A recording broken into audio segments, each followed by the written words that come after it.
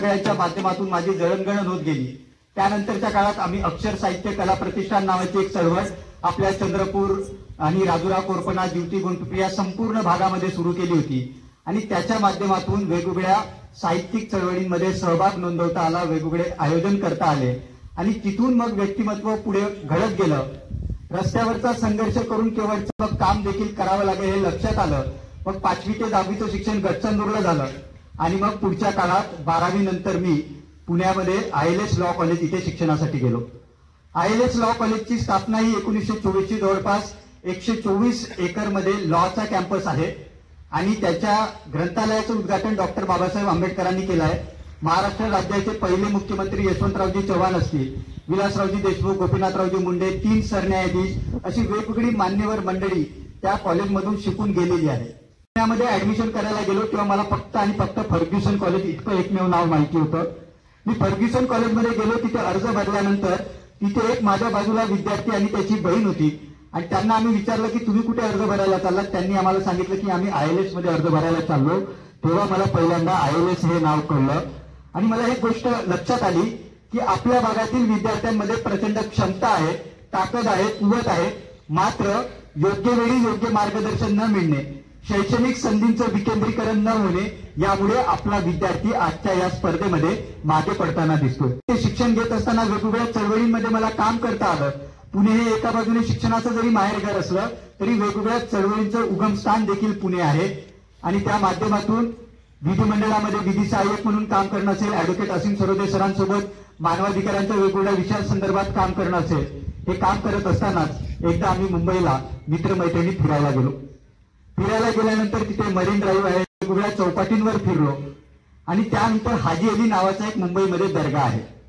त्या दर्ग्याचं वैशिष्ट्य असं आहे की मधोमध दर्गा आणि त्याच्या अवतीभोवती संपूर्ण समुद्र आहे। मग त्या दर्ग्याचं दर्शन घेतलं, आम्ही वॉशरूम मध्ये गेलो आणि नंतर असं लक्षात आलं की या वॉशरूमचं म्हणजे वापर होऊ शकतो हे लक्षात येऊ लागलं। म्हणूनच पाथ फाउंडेशन या संस्थेची स्थापना केली। त्या माध्यमातून आपल्या चंद्रपूर गडचिरोली भागात देखील कामास सुरुवात केली।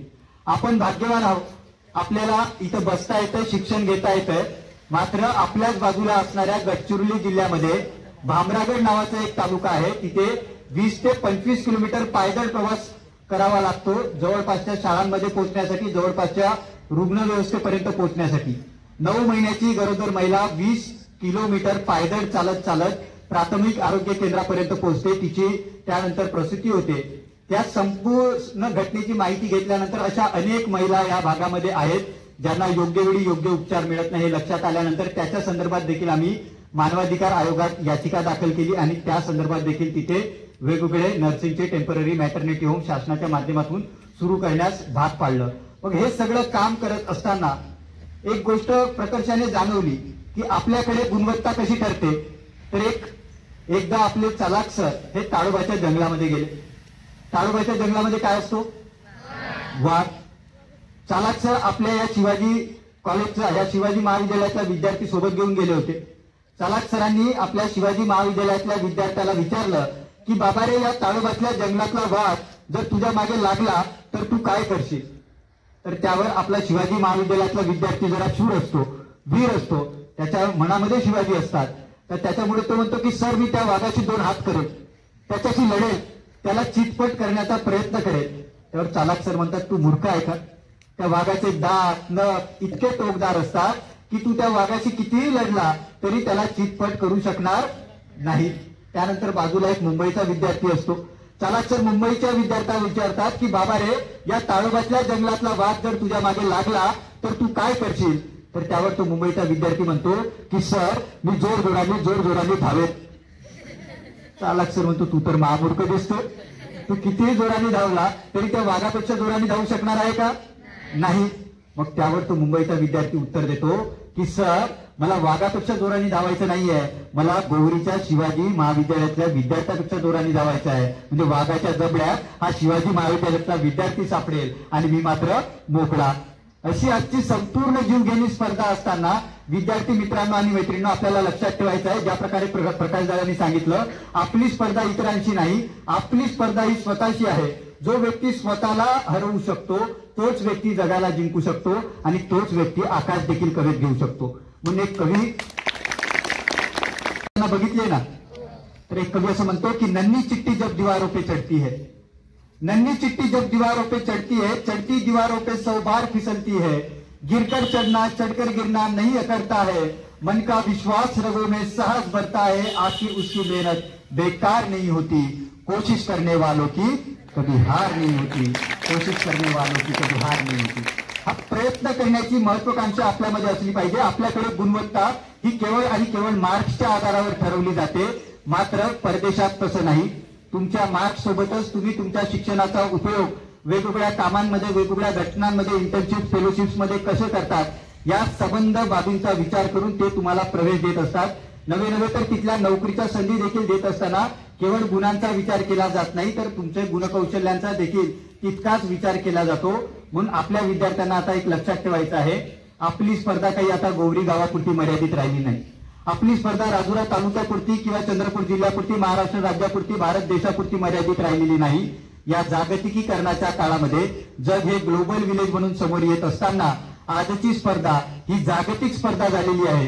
आणि या जागतिक स्पर्धेमध्ये जर आपल्याला टिकायचं असेल तर आपण केवळ आपलं शिक्षण हे पाठ्यपुस्तकांपुरतं मर्यादित न ठेवता त्याचं अनुकरण समाजामध्ये देखील करणं आणि वेगवेगळ्या उपक्रमांमध्ये देखील समाविष्ट होत आपला व्यक्तिमत्व विकास करणं, जडणघडण करणं ते देखील तितकंच महत्वाचं आहे। आमचा बाप आणि आम्ही नावाचे एक पुस्तक आहे। डॉक्टर नरेंद्र जाधव त्याचे लेखक, भारताचे माजी आर्थिक सल्लागार ते राहिलेले आहेत। मनमोहन सिंगांसोबत त्यांनी काम केलं। डॉक्टर नरेंद्र जाधव त्यांच्या पुस्तकात अतिशय चांगलं लिहितात, तुम्ही देखील तुमच्या आई वडिलांना इथून घरी गेल्यानंतर हा प्रश्न विचारा। डॉक्टर नरेंद्र जाधव आपल्या वडिलांना प्रश्न विचारतात की बाबा मी काय बनू, काय विचारतात, बाबा मी काय बनू, मी काय करू। त्यावर त्यांचे वडील उत्तर देतात, ते उत्तर अतिशय मार्मिक असतं। ते असं म्हणतात त्यांचे वडील की कार्ट्या पोरा तू तुझ्या आयुष्यात काही बन, तू डाकू बन, मात्र तू डाकू असा बन की रस्त्याने तुझा बाप जर जात असेल तर आजूबाजूचे लोक हे थरथर कापले पाहिजे, त्यांना घाम फुटला पाहिजे, इतका मोठा सर्वोच्च टॉपचा तू डाकू बन। तू चोर बन, मात्र तू चोर असा बन की संपूर्ण देश विदेशातली सुरक्षा यंत्रणा तुला शोधत आहे, मात्र एकाच्याही हाताला तू गवसत नाही, इतका मोठा टॉपचा तू सर्वोच्च चोर बन। आपल्याला चोर बनायचं आहे का? आपल्याला डाकू बनायचं आहे का? त्याच्या पलीकडे डॉक्टर नरेंद्र जाधव यांचे वडील त्यांना म्हणतात की कार्ट्या पोरा तू तुझ्या आयुष्यात शिक्षक बन, मात्र शिक्षक असा बन की जगाला प्रेम अर्पावे अशा शिकवण देणाऱ्या साने गुरुजींसारखा शिक्षक बन। तू वैज्ञानिक बन, मात्र वैज्ञानिक असा बन की जेव्हा जेव्हा अवकाशाची गोष्ट येईल तेव्हा तेव्हा डॉक्टर होमी बाबांसारखं सर्वोच्च नाव तुझं घेतलं पाहिजे, इतका मोठा टॉपचा तू वैज्ञानिक बन। पोरा कार्ट्या तू डॉक्टर, वकील, इंजिनियर, अधिकारी काही बन, मात्र सर्वोच्च बन, टॉपचा बन। हाच सर्वोच्च बनण्याचा, टॉपचा बनण्याचा विचार तुमच्यामध्ये रुजवण्यासाठी, तो विचार तुमच्यामध्ये पेरण्यासाठी आजची ही शिक्षण यात्रा आहे। शिकवा, आपली जमीन जुमला जाहिरात विका, मात्र आपल्या पोरांना शिकवा, इतका मोठा शिक्षणाचा विचार गाडगे बाबांनी दिला। वेळ प्रसंगी आपले वडील गोविंदरावांचा त्याग करून, गृहत्याग करून फुले दाम्पत्यांनी पुढे शिक्षणाची द्वारं खुली केली, शेणगोट्याची वारं झेलली, शारीरिक हिंसा झेलली, मानसिक छळ झेलला। इतका मोठा छळ महात्मा फुले सावित्रीबाईंनी कोणासाठी झेलला? आपल्यासाठी झेलला। ज्या खस्ता, ज्या संघर्ष या सर्व महामानवांनी भोगल्या, त्याच खस्ता, त्याच संघर्षातून आता शिक्षणाची नवीन पाऊलवाट जेव्हा निर्माण होत असेल, मला सांगा तुमचे आई वडील किती वाजता उठतात? कुठे कामावर गेले असतील, तुमच्यासाठी तुमचे आई वडील 17 ते 18 तास काबाड कष्ट करत असताना तुम्ही तुमच्या आई वडिलांसाठी काय करता? मागच्याला पुढच्याला टपली आणणे, बाजूच्या पोरींची मस्करी करत राहणे। आपले आई वडील जर आपल्यासाठी 17 ते 18 तास काबाड कष्ट करत असेल, ज्या कष्टा, ज्या संघर्ष आपल्या आई वडिलांनी भोगल्या, त्याच कष्टा, त्याच संघर्ष जर तुम्हाला भोगायचा नसेल तर शिक्षणाशिवाय दुसरा कुठलाही तरणोपाय नाही। जर जिल्हा परिषद उच्च प्राथमिक शाळा लखमापूर पासून पुढे मी जर लंडन पर्यंतचा प्रवास करू शकतो, जिप्सी चालवणारी, वडाप चालवणारी एक गडचिरोली जिल्ह्यातली किरण कुमार नावाची पोरगी शासनाची शिष्यवृत्ती घेऊन या वर्षी युनिव्हर्सिटी ऑफ लीड्स ब्रिटन पर्यंत पोहोचू शकते, तर तुम्ही देखील शिक्षणाच्या माध्यमातून देश विदेशातल्या नामांकित शिक्षण संस्थांमध्ये पोहोचू शकता आणि नावलौकिक मिळवू शकता। मात्र जर तुम्ही असं जर केलं नाही तर तुमच्या जीवनाला काही मात्र अर्थ उरणार नाही, तुमचं जीवन देखील निरर्थक होऊन जाईल। त्यामुळे आपल्याला येणाऱ्या काळामध्ये आपलं भलं आजूबाजूचे अवतीभोवतीचे कोणी करू, आपल्याला जर त्याच्या पलीकडे जाऊन जर उत्तर द्यायचं असेल तर वेगवेगळ्या संधींचा शोध घेत वेगवेगळ्या स्पर्धा परीक्षांना आपल्याला बसावं लागेल। जे विद्यार्थी 12वी पुढचे आता 12वी नंतर पुढे शिक्षण घेणार त्यांना एपीयू नेट नावाची एक एंट्रन्स एक्झाम असते, कॉमन युनिव्हर्सिटी एंट्रन्स टेस्ट नावाची सीयूईटी नावाची एक्झाम असते. एपीयू नेट जर तुम्ही उत्तीर्ण जर झालात तर तुम्हाला बँगलोर आणि भोपाळमध्ये अजिम प्रेमजी फाउंडेशनच्या माध्यमातून आर्ट्स असू द्या, सायन्स असू द्या, कुठल्याही फॅकल्टीचं तुम्हाला शिक्षण घ्यायचं असू द्या, मोफत शिक्षण दिलं जातं, तुम्हाला मानधन देखील दिलं जातं. मात्र आपल्या भागातल्या विद्यार्थ्यांना याची माहितीच नसते. नवोदयचं आपण नाव ऐकलं? नवोदयमध्ये नंबर लागला तर खर्च कोण करतं? सरकार. त्याच पद्धतीने 12वी नंतर कॉमन युनिव्हर्सिटी एंट्रन्स टेस्ट नावाची एक एक्झाम आहे, त्याच्या माध्यमातून केंद्र सरकारचे 46 वेगवेगळे कॉलेजेस आहेत, ज्याच्यात जेएनयूचं आपण नाव ऐकलं असेल, Tata institute of social science म्हणून आहे, असे वेगवेगळे विद्यापीठ आहेत. तिथे जर आपला नंबर त्या एंट्रन्सच्या माध्यमातून लागला तर शासनाच्या शिष्यवृत्तीच्या माध्यमातून आपल्याला शिक्षण घेता येतं. मात्र आपल्या विद्यार्थ्यांना या संधींची माहितीच होत नाही. युपीएससीचं नाव आपण किती लोकांनी ऐकलंय? सगळ्यांनी ऐकलंय. युपीएससी साठी किमान शिक्षण किती लागतं? किती लागतं? ग्रॅज्युएशन 12वी किती लागतं? तर IMU CET TMU CET नावाची एंट्रन्स एक्झाम असते. एका भाषणातून हे सगळं तुम्हाला लक्षात राहील असं नाही, मात्र तुमच्या कानावर हे शब्द जाऊन पोहोचले पाहिजे आणि तुम्हाला तुमच्या मनामध्ये हा आत्मविश्वास निर्माण झाला पाहिजे की आपल्या आजूबाजूने वेगवेगळ्या संधी उपलब्ध आहे. सामाजिक आर्थिक वेगवेगळ्या अडचणी असल्या तरी या संधींच्या माध्यमातून आपण जर मार्गक्रमण करत राहिलो तर निश्चितच आपल्या आयुष्यात आपण यशस्वी होऊ शकतो. शेवनिंग नावाची जी मला शिष्यवृत्ती मिळाली त्या शिष्यवृत्तीच्या माध्यमातून आना जाना रहना खाना पिना संपूर्ण खर्च ब्रिटिश सरकारने केला. मला महिन्याचं मानधन देखील ब्रिटिश सरकार देत होतं. त्यातले काही पैसे वाचले. मी युरोपातले 7 ते 8 देश मागच्या वर्षभरात फिरून आलो. इतक्या मोठ्या संधी आपल्या आजूबाजूला उपलब्ध असताना शेवनिंग, कॉमनवेल्थ, इरास्मस मुंडूस ही नावं आपल्या भागात माहितीच नसतात. आपले विद्यार्थी त्याच्यासाठी अर्जच करत नाही. आपले विद्यार्थी जर स्पर्धेत उतरणारच नाही तर मग जागतिक स्पर्धेत आपला विद्यार्थी टिकेल कसा? बीएससी एमएससी ग्रॅज्युएट तुम्ही इथून जर केलं तर तुम्हाला नोकरी लाभेल अशी कुठलीही स्थिती आज राहिलेली नाही. अशा परिस्थितीत तुम्हाला आतापासून ठरवावं लागेल की आम्हाला आमचं उच्च शिक्षण हे नामांकित शिक्षण संस्थांमध्येच घ्यायचं आहे. जगातल्या पहिले 200 विद्यापीठात, किती? 200. जगातल्या पहिले 200 विद्यापीठात भारताचं एकही विद्यापीठ नाही.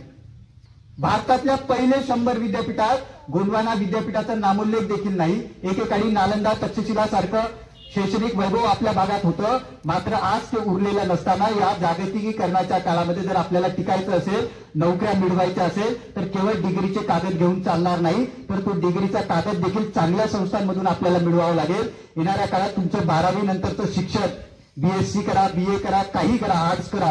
आर्ट्सचे देखील आता मी आयआयटी नाव आपण ऐकलं, Indian institute of technology. IIT मध्ये इंजिनिअरिंगचं शिक्षण मिळतंय सगळ्यांना माहिती आहे. पण आयआयटी मध्ये सुद्धा BA-MAचं शिक्षण चालू झालंय. आयआयटी मध्ये लॉचं शिक्षण सुरू झालंय. आपल्या भागात अनेकांना याची माहिती नसते. तुम्ही तुमची महत्वाकांक्षा मोठी ठेवा. Small aim is a crime. लहान स्वप्न बघणे, लहान ध्येय बघणे हा गुन्हा आहे असं डॉक्टर APJ अब्दुल कलाम यांनी म्हटलं होतं. Education is the most powerful weapon which can change the world असं नेल्सन मंडेलांनी म्हटलं. मलाला युसुफजई नावाची एक मुलगी, जिला शिक्षण घेत असताना शिकू नये म्हणून तालिबान्यांनी विरोध केला, तिच्यावर गोळीबार झाला. ती मुलगी आज सर्वत्र जगामध्ये एकही मुलगी शिक्षणापासून दूर राहू नये म्हणून मलाला एज्युकेशन फंडच्या माध्यमातून काम करत आहे आणि शिक्षणाचा विचार जगभर पेरत आहे. ग्रेटा थनबर्ग नावाची पोरगी, तुमच्या वयाची पोरगी, 15, 16, 17 वर्षाची पोरगी संपूर्ण जगाला पर्यावरणाचा विचार देत आहे. आपल्या वयाचे मुलं आपल्या आजूबाजूने जगात काय करताय तुम्ही बघा आणि आपण काय करतो याचा निश्चितच तुम्ही विचार करा. आणि हा विचार करत करत आपल्याला जर पुढे जायचं असेल तर आपल्याला या जागतिक स्पर्धेमध्ये टिकण्यासाठी उच्च शिक्षण नामांकित शिक्षण संस्थांमध्ये घ्यावं लागेल. Tata institute of social science, Azim Premji विद्यापीठ, शिवनादर, निर्मला निकेतन, JNU यासारख्या विद्यापीठांची नावं तुम्ही यापैकी किती विद्यार्थ्यांनी ऐकली होती? हातवर करा. पुण्यामध्ये शिकलोय. पुण्यामध्ये 8वी 9वी पासून पालक सांगतात, 8वी 9वी पासून त्याच्या तयारी ते मुलं सुरू करून देतात आणि आपल्याकडे या बाबत आपल्याला माहितीच नसते. शैक्षणिक उदासीनता प्रचंड मोठ्या प्रमाणात आहे आणि अशा परिस्थितीत तुमच्यापर्यंत ही माहिती पोहोचवणे आणि येणाऱ्या काळामध्ये आपण वेगवेगळ्या शैक्षणिक कार्यशाळा घेणार आहोत. दिल्ली, मुंबई ह्या सगळ्या वेगवेगळ्या विद्यापीठातले विद्यार्थी आपल्या भागात येऊन निवासी शिबिर देखील घेणार आहेत. तुमच्यातले गुणवंत विद्यार्थी, कौशल्य संपन्न विद्यार्थ्यांना योग्य प्रशिक्षण देणे, मार्गदर्शन देणे ही सगळी व्यवस्था येणाऱ्या काळात आमच्या संस्थात्मक कामाच्या माध्यमातून निश्चितच उभी राहील, तुमच्या पाठीशी आम्ही उभे राहू. मात्र देगाहरी पलंगावरी असं होणार नाही. त्या संधीचं सोनं हे तुम्हाला करावं लागेल. संधीचं सोनं करायचं की माती करायचं हे तुम्हाला ठरवावं लागेल. तिने परशाला म्हटलं की मी तुझ्यावर प्रेम करतो. त्याच वेळी परशाने आरतीला सांगितलं असतं, हो मी सुद्धा तुझ्यावर प्रेम करतो, पण आता यापुढे आपल्याला केवळ प्रेम करून इथपर्यंत चालणार नाही, तर आपली पोटाची भाकर देखील महत्वाची आहे. आरची तुला काय बनायचं सांग. आरचीने म्हटलं असतं मला डॉक्टर बनायचं. परशाने तिला सांगितलं असतं, हे घे नीटचे एंट्रन्सचे बुक माझ्याकडून. गुलाब नसते दिले नीटच्या एंट्रन्सचे बुक त्याच्या हातात, परशाच्या हातात, परशाने आरचीच्या हातात दिले असते आणि तिला सांगितलं असतं की तू डॉक्टर बनण्याची तयारी सुरू कर. आणि परशाने सांगितलं असतं की मला अधिकारी बनायचं आहे एमपीएससी यूपीएससीच्या माध्यमातून, आणि त्यांनी त्याची स्पर्धा परीक्षांची तयारी केली असती.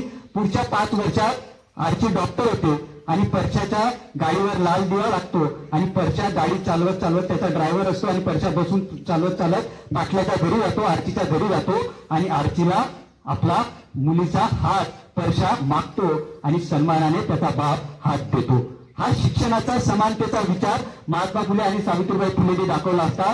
तुम्हाला जर सैराट व्हायचं असेल तर शिक्षणासाठी व्हा. हा नवा विचार तुम्ही आजच्या या शिक्षण यात्रेच्या माध्यमातून घ्या. एवढे या प्रसंगी सांगतो आणि जाता जाता फक्त तुम्हाला एवढंच म्हणेन की आपल्याच दुःखावर असं रुसणं कसं चालेल.